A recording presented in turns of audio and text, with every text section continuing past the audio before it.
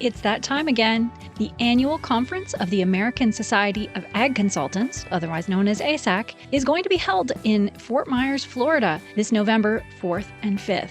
Curt Covington is one of 9 professionals who will address the conference. The other speakers who will cover a wide range of topics represent Florida Farm Bureau, Florida Citrus Commission, University of Tennessee Institute of Agriculture, National Ag Law Center, Risk Mitigators and Advisors, Tyler Associates, as well as the lead economist for dairy at Rabobank, and myself, Chrissy Wozniak from North American Ag. The day and a half of presentations will be followed by ag tours on Tuesday afternoon at Echo Farms, one of my favorite places here in Fort Myers.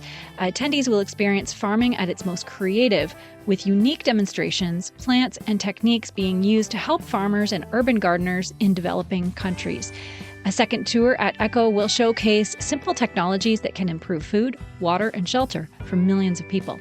A third tour of a hydroponic grower is also being planned. For more information and to register, visit www.agconsultants.org. That's www.agconsultants.org. See you there.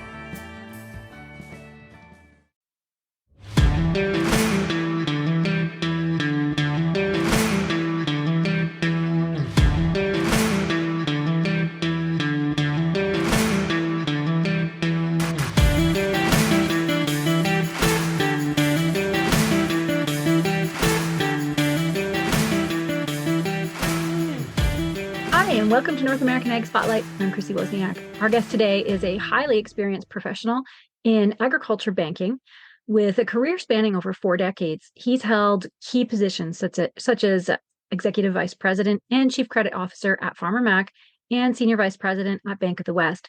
His extensive background also includes 26 years of teaching ag finance and ag accounting at California State University, Fresno, and owning the Agricultural Lending Institute. Today, we're going to discuss the recently released State of American Agriculture report. From Lakeland, Florida, I would like to welcome Curt Covington. Welcome, Curt, and thank you so much for being here. Hi, Chrissy. How are you? I'm doing fantastic, and we're both down here in Florida. So I didn't know that before the call. So that's pretty so cool. we're both basking in the humidity. Yes, or retreating into air conditioning. There you go. Yeah. But we're outside all the time in the winter, right? Exactly. Yeah. So let's start with your background. How did you get to where you are today? Well, my family grew up in farming in California, Fresno area, California Central Valley. We grew up farming a lot of nut crops, vineyard crops, a little bit of cotton at one time. And so I graduated from college in 1977, continued to work for the family farm for a period of time. But as my father always told me, there's 2 people you never want to upset if you're a farmer. One is your banker and one is your landlord. So I thought, well, sounds like a fun job. So I became an ag banker in 1979. Started in farm credit like most ag bankers do. Moved to Rabobank when they opened their U.S. headquarters. I was like the 3rd, 4th employee at Rabobank. Then moved on to Bank of the West, which is now owned by Bank of Montreal. And I was division credit manager there and migrated to Chief Credit Officer, Executive Vice President, Chief Credit Officer for Farmer Mac in Washington, D.C., retired. And found retirement to not be my thing after 6 days of it. And so I started doing a little bit of work for a company called AgAmerica, who I'd had a long relationship with. And now I guess I could call myself gainfully and fully employed again. That's awesome. So can you tell us about AgAmerica and your current role? Sure. So AgAmerica is what we would typically just described as a non-traditional long-term real estate lender. I manage a lot of our institutional business and accounts that you might describe as clients who would like our help in helping them to be successful. We call it the Client Success Group. And so I'm kind of a crossover hybrid individual here who does a lot of institutional lending work, but also works with medium small, medium, and large clients who are looking for some expertise from their lender in helping them become successful or more successful. Is definitely a needed role in our industry, and I always encourage producers to tap into these resources that are available. So yeah, so that's great. And Well, we're you here really, as the old saying goes, we're here to help. yeah, yeah, and you released the State of American Agriculture report recently. So let's take a look at some of the key areas of the report. First of all, how significant is the impact of the total number of U.S. farms falling below 2 million for the first time since the ag census began? Well, it's kind of been a slow a slow escalator ride down. There continues to be consolidation. There continues to be continued ownership in American agriculture outside of the family farm. So you ask me, how important is that? The backbone of rural America is really driven by the family farm. So as the family farm goes, so do those rural communities, which means funding for hospitals, funding for schools, funding for needed fire and police protection. So it's not just the farmer that's getting pushed out of rural America. It is also all those needed services that may not be there in the future. And I think a lot of people don't think of it that way. I've heard this. I can't validate it, but they say 9 out of every 10 jobs in rural communities is driven by the farmer. It sounds probably right. I could probably argue it's 100%. But so when we look at the decline of the small and medium farmer and the family farmer in rural America, we got to talk about the larger picture. And that's really, unfortunately, the decline of these rural communities that have been a backbone of America for centuries. Yeah, that makes sense. And what factors do you think are contributing to the 14% decline in the number of U.S. farms? 8%, yeah, it's 8% decline in farmland since 1997. Yeah, so urban encroachment obviously is some of that. A lot of communities that maybe were outskirted larger communities are being pushed out by higher, better use for residential commercial properties. And it's driven up the price of those properties beyond the point that it makes sense to be farming them, right? Right. I would say the other thing is the graying of rural America. There's a lot of, and again, it depends on the statistics you listen to, which ones are right. If the average age of the average farmer is somewhere between 58 and 64, somewhere in there, depending on the part of the country and who you believe in those statistics, that's a significant concern, considering many of those farmers do not have anybody to pass this business on to. And if you don't have anybody to pass this business on to, your options are effectively to sell, perhaps to the neighbor next door who's looking to consolidate and get bigger. Institutional buyers that are coming into the market. Those are the two realities for those types of farmers who just don't have anybody that's interested or don't have anybody to pass that business on to. The last thing that I would say is the cost of farming is exceptionally high. When I grew up in farming, input costs were relatively low. And I went through a period of time when interest rates to borrow money from your operating lender in the early 80s in the farm crisis. We were borrowing money from our lender at 17, 18 credit card rates. But input costs were so low that we were able to kind of, as I would describe, kind of dribble through the problems over that 4 and 5 year and 6 year period of time until the markets returned and interest rates came down. The problem you got today is interest rates are high, input costs remain stubbornly high, and land costs have grown at a much faster pace than the income that can be earned off that property. So it's kind of it's what they would call a hat trick in hockey, and it's not a good one. Yeah, and despite the decrease in farms, the average farm size has increased by 7% in 2020 too. So what are the implications of this trend for the agriculture industry? It could be, a benefit in some ways, but then, a challenge for others. Yeah, I would say obviously the larger you are in theory and in practice, might be a little bit different, but you become more efficient. So there's a greater efficiency for the use of farm equipment, perhaps less reliant on expensive farm labor being replaced with that equipment, technology that can be employed, expensive technology that can be employed by larger operators who can spread that cost over a greater number of acres. By definition, Ag Econ 101 says that fixed costs come down as you spread those costs over a greater number of acres. And so that's ultimately, the challenge and the benefit, the challenge for smaller growers who simply cannot keep up with the pace of cost. Right. And you know this as well as I do. Farmers don't set the price of their commodities. At the beginning of the year, they go to their banker, they come to me, they get their operating financing. They tell their banker, I think, I can sell my corn based on where it is today for $5. I think my input costs are going to be somewhere around $4.40. I think I can make 60 cents a bushel, and please approve my loan. Right. And here we are today, and the tables are turned.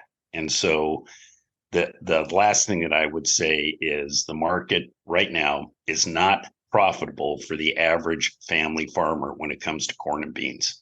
And so Right. that just drives and fuels the fire even more.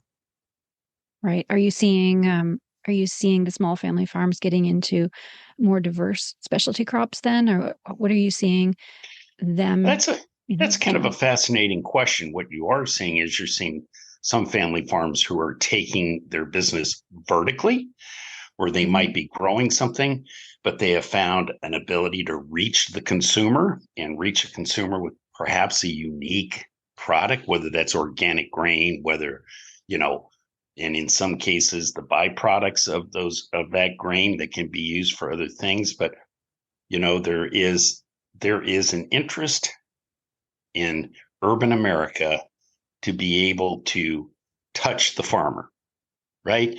Know your Yeah. food, know your farmer. And for me, that's a great idea because then you control, right? You control not only your production costs, but you could potentially control your marketing costs and then therefore control your margins.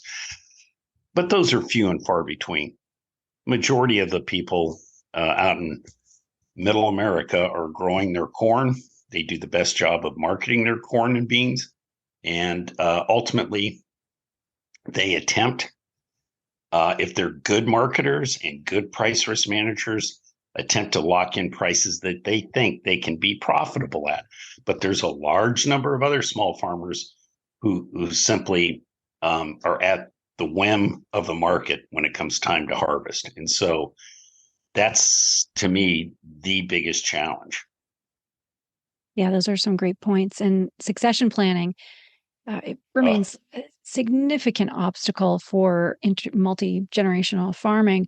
And the reports only 23% of family farms have a succession plan in place. So, what steps and advice do you have for producers today that don't have a succession plan in place? Here's the biggest problem. Um, the generation, and so I would be considered part of that older farming generation, right? I still have some properties out in California.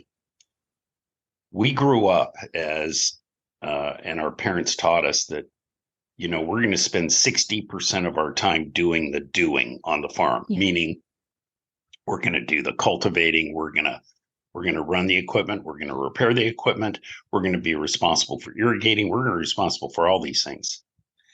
And as we go up through the organization, we find we take more time dealing with the negotiation side of the business, meaning, in addition to doing the doing, I've got to negotiate with suppliers. I have to negotiate with perhaps family members. I have to negotiate with who knows who, taxing authorities, whatever the case, and spent maybe 10% of their time making decisions. Mm. Really good farming operations today have flipped that. but it requires them to grow and be larger and consolidate, where they spend much less of their time doing the doing.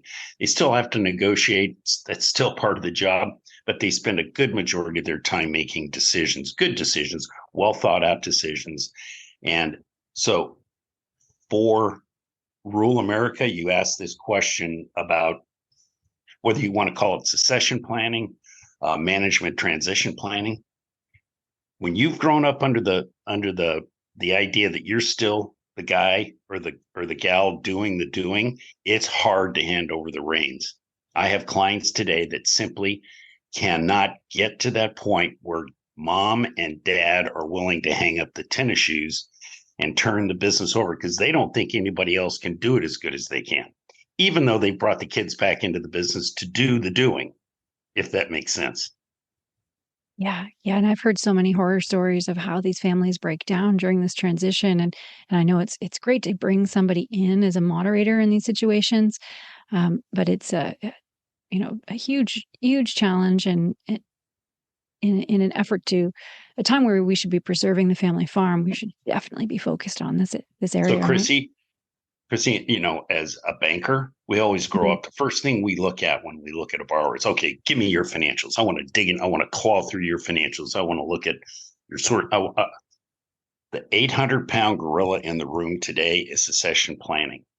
People don't realize that if the entire business hinges on the patriarch or the matriarch or both in that business to the success of that business, and you haven't named a successor and they're not sure who, and you may have named one, but that successor hasn't been told, or you may have someone that is going to be the successor in the business who raises their hand and says, yeah, I don't know if I really want to be here or not. I just feel obligated because, dad, mom been doing this for, 40 years, and they sent me off to college and they said, we want you to go get a degree, and then we want you to come back and go to work here.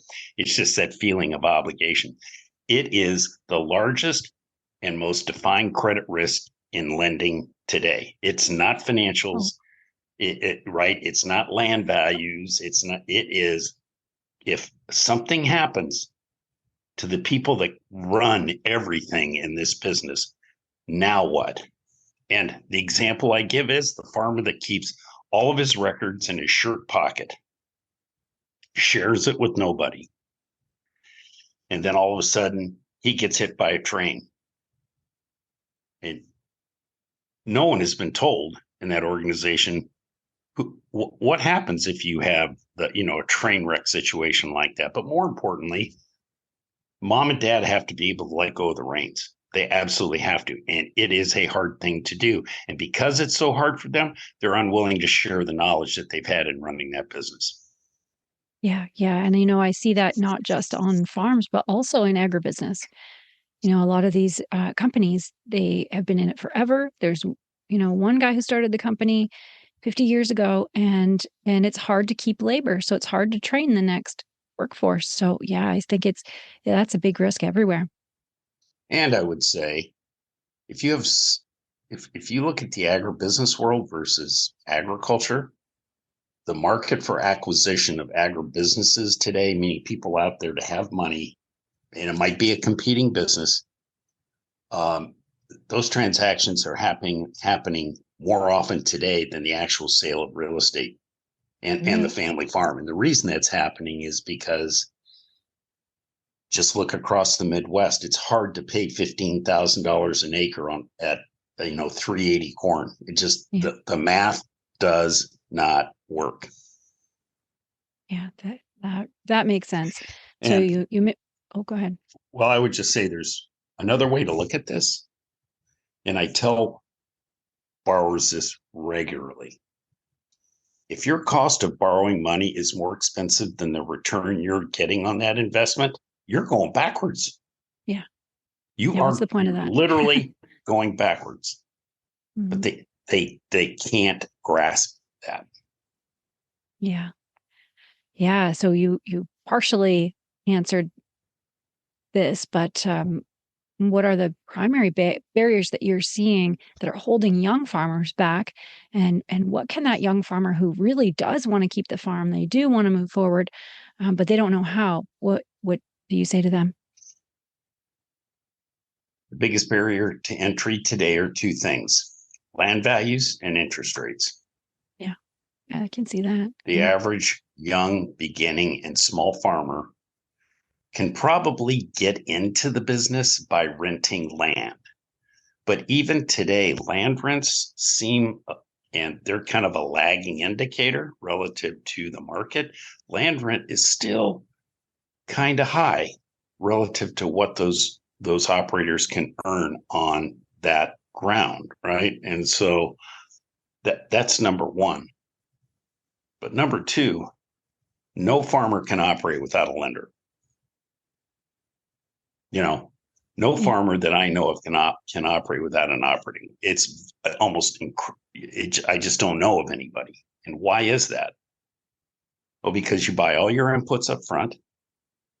Yeah. You spend all that labor, all that time. You've got equipment payments. You've got all other kinds of expenses that you have, including living expense and deferred maintenance. And you don't get any return on that crop until 9 months later. You have to have an operating lender.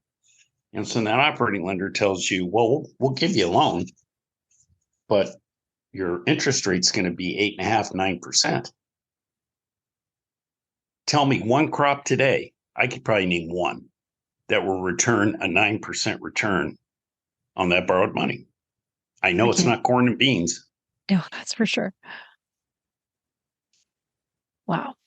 Yeah, that is a stark Something reminder, to think I guess. about. Yeah.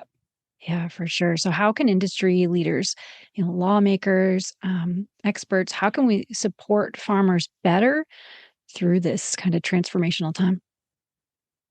And I hate to say this because I'm not a big believer in government intervention in any part of my life or anybody's life.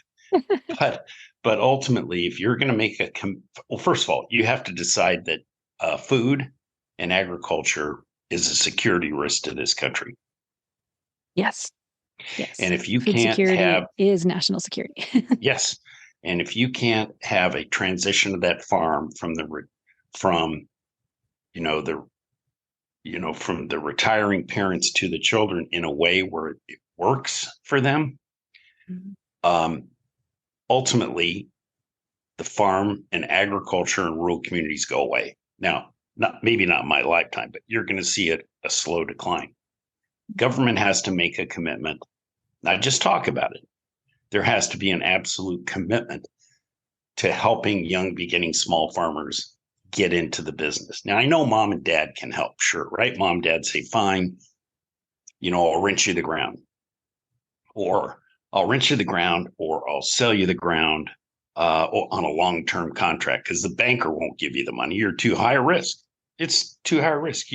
These young, beginning small farmers have no balance sheet. You get very little equity, except their labor, and they're willing to work hard. But, when I lend a farmer money, I want to get paid back with cash. I don't want to get paid back with their land. So oftentimes mom and dad have to step in. Well, that's great. But there are a lot of young, beginning and small farmers that don't have parents that can or are willing to do that. So at some point, there has to be something at the government level to encourage and to help small and beginning young farmers grow, whether that's subsidized interest rates, whether it's a cooperative relationship between lenders. I mean, a real cooperation. I'm not talking about FSA loans. I'm not talking about that, but effectively, a guarantee, for example, from the federal government that if we make this young, beginning and small farmer a loan, that, that the government and again, they have FSA loan, but the limits on those are so small that it really doesn't even apply today. But, a real cooperative arrangement between whether it's the USDA or whomever that says, look, we're going to take this problem seriously because we consider food a national security issue. And we think that survival of rural America is really important. And if you do that, you're going to commit large sums of dollars at the federal and or the state level to support that. Do I see that happening? No. Yeah. But I think that is ultimately the solution. I will tell you, in other countries, I lived for a while in New Zealand.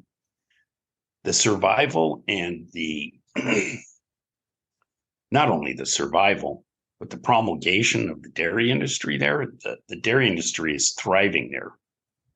The reason it thrives there is there's an arrangement where, dairymen can pass that business on to the younger generation, and the banks cooperate in that, where there's actually a cooperative arrangement between the banks and the farmer. We're not there. We're not there. No. Yeah. And that whole conversation opens up a giant can of worms, right? Oh, When, yes. That sounds like a great plan, but then of course, the government gets a hold of it, and the absurd legislation that comes through on the other side really, is whether it's, focusing on climate ideology or identity or whatever, it seems so political. But that's why I, so important for producers to understand every single issue and stop treating politics like a football game. Yep. Right. And yeah, it would be great if government could be on our side and help this next generation, but we got to get some better people up at the top, right? Yeah, I would say with opportunities like that come just a series of concerns and problems. And it's never worked out where the U.S. government has had a benevolent arrangement with the private sector. Yeah, for sure. So shifting gears a bit, can you tell me more about the Agricultural Lending Institute and its mission? Sure. This won't take long. We've been doing this I have a partner in the business. He and I, oddly enough, we're both ag bankers. He's actually does inspection works, and he's retired as well. We started this about 25 years ago. Growing up in California as a lender, you might find this hard to believe, but in most states, the state banking department has a group or a committee that is solely committed to the agricultural community. So like Iowa Bankers Association has an Ag and Rural Bankers Committee. Illinois, Indiana, pick any big Midwest agriculture state. And those banking associations typically have training programs for bankers. So if you want to get trained up on ag lending for Midwestern crops, Iowa Bankers for you, right? All banks are typically a member of that in that state, and they get the opportunity to get their younger lenders educated. California, the largest agricultural state in the country, whether you like it or not, $65 billion in farm revenue. California Bankers Association does not, and historically has had not, an Ag and Rural Banker Committee. They don't view agriculture as a key driver for the success of the state of California. They view it more, commercial real estate lending, C&I lending, commercial and industrial operating lending. And so for many years, dating back to when the last committee was around, which was probably 40 years ago, 35, 40 years ago, we had no training resources. So we started the school. Our first class, I think we had 11 people. We did it in concert with Fresno State, and we still do that one. And we opened up one in Iowa just this year. Well, that's cool. And how do you see the future of agricultural lending evolving into the next decade? Good, actually. Yeah. Oddly enough, Huh. we get about 75 to 100 students a year. Kind of depends. Most of them have been in ag lending 3 to 5 years. We don't want someone that's been in this for 40 years. They could teach the class for me if they wanted. We want the young ones who maybe don't have a mentor in the bank because they're gone, retired like me. And so they come to us and we teach them just really one and probably the most important skill in lending, and that's credit risk management. I can't teach a person to have a personality to go out and talk with customers. You either got that or you don't, but I can teach all of them how to understand credit risk. And so that's how we got started. We've been very successful at it. And we're going to continue to run it, I guess, unless someone wants to come in and take it over for us. Right. So what is your advice to the American producer in 2024 and beyond? Separate your needs from your wants. It's good advice for everybody. Separate your needs from your wants. We're coming into, how would you describe it? We're back in the same old leaky boat. The old new normal or the new old normal, call it what you want, but we're back at a time when margins are going to be extremely tight. And for most farmers, they may be able to cover, Chrissy, their input costs. They may be able to cover their fertilizer and their chemicals and their pesticides and, maybe some, water, irrigation costs and things that very few of them will have enough cash left over at the end of the year to properly cover their living expense and their debt service. And so I'm very concerned that market is going to be a challenge. And so I tell farmers, decide what you want to do here.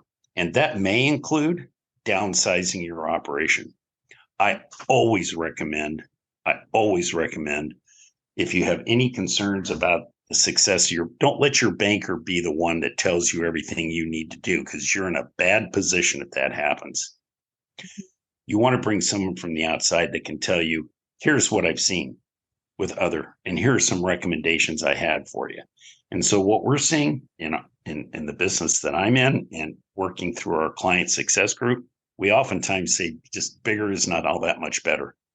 If we downsize this business, get rid of some excess equipment, downsize labor costs, downsize, your interest costs on your real estate, you're going to be in much better shape, and you'll be in a position where you can pass this business on to your kids. Yeah, that makes sense. Good advice. And where can people find you? More information about what you do. www.AgAmericaLending.com. Wonderful. And I have one last question for you. Yep. Why do you serve the industry, and what are you most passionate about? I know, you could have retired already. So why do you keep doing it? I keep doing it because I consider the lender the most important partner. And I didn't say financial partner. It is the most important partnership in rural America. It is the most important partnership that farmer can have. And I'm honored as a lender and also as a farmer to say that I can help a farmer with his needs, whether that be operating real estate. I can help him or her or that family with that. And to know that what I'm doing every day leads to the success of the family business is, for me, I've told this, I wouldn't have picked any other job in the world. Wow. Yeah, that's honorable. And thank you for what you do. And thank you so much for joining me today, too. What a great conversation. I think we'll have to do this again someday. Happy to, Chrissy. Thank you. Yeah, and thanks to all who are watching or listening. If you want to learn more, the links are provided in the show notes. And don't forget to subscribe to North American Ag Spotlight on Spotify, Apple, Amazon Listen Notes. Or if you prefer video, you can find us on Rumble or Telegram channels or wherever you listen to podcasts. And if you like this episode, I'd love it if you shared it. And have a great day.